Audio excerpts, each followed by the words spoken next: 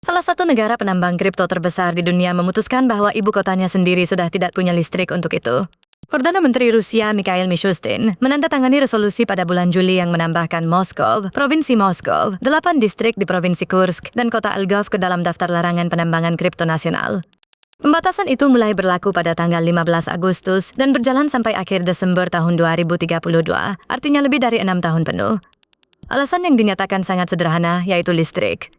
Moskow dan wilayah sekitarnya sudah memiliki 65 pusat data yang tersambung ke jaringan listrik dengan kapasitas gabungan 734 MW. Sementara pejabat energi daerah memperkirakan penambangan saja menyedot sekitar 1 gigawatt dan memperingatkan risiko kekurangan pasokan listrik di kemudian hari. Rusia pernah melakukan hal serupa sebelumnya. Sebagian wilayah Buryatia dan Zabaikalsky sudah berada di bawah larangan tersendiri sejak bulan April dan berlaku sampai Maret tahun 2031.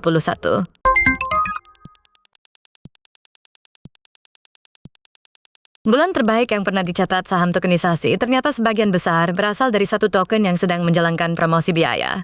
Nilai perdagangan saham tokenisasi mencapai 11,3 miliar dolar pada bulan Juli, naik 288% dibanding bulan sebelumnya, dan menjadi rekor bagi sektor ini. Namun hampir seluruh angka itu dihasilkan oleh satu token saja.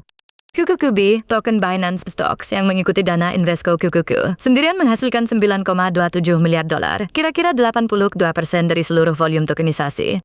Jika QQQB dikeluarkan dari hitungan, Juli turun menjadi sekitar 2,03 miliar dolar, sekitar 30% di bawah total tersirat bulan Juni.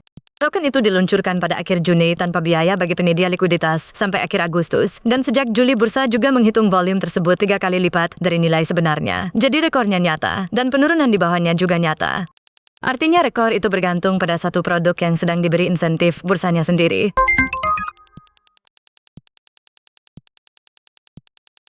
Janji yang paling sering diulang tentang stablecoin baru saja diuji 200 kali oleh sebuah bank sentral. Bank Italia menjalankan uji pelanggan rahasia dan mengirim 200 transfer USDC sungguhan melalui 10 koridor internasional dari Italia, termasuk rute menuju Argentina, Brasil, Afrika Selatan, Uni Emirat Arab, dan Jepang.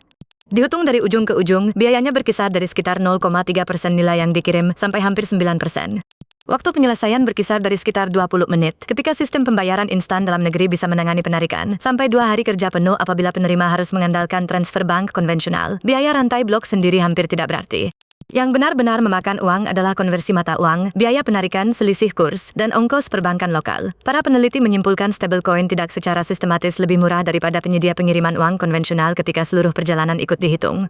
Temuan itu penting bagi pekerja migran karena penghematannya hilang pada langkah terakhir. Subscribe sekarang